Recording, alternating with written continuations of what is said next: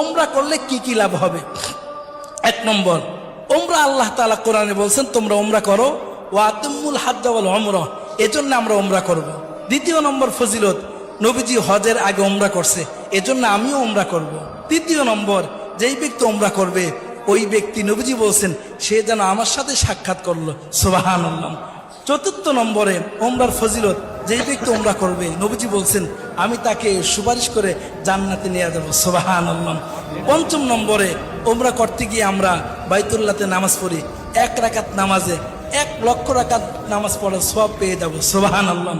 6 নম্বর ফজিলত হলো দুনিয়াতে থেকেই জান্নাতি জিনিস এর মধ্যে চুমা দেওয়ার সুযোগ হয়, যেটা হলো আসওয়াদ পাথর, হজরে আসওয়াদ, এর মধ্যে চুমা দেওয়ার সুযোগ হয়। 7 নম্বরে, ওমরা করলে জিন্দেগির গুনাহ মাফ হয়ে যায়। 8 নম্বরে, ওমরা করলে দোয়া কবুল হয়। 9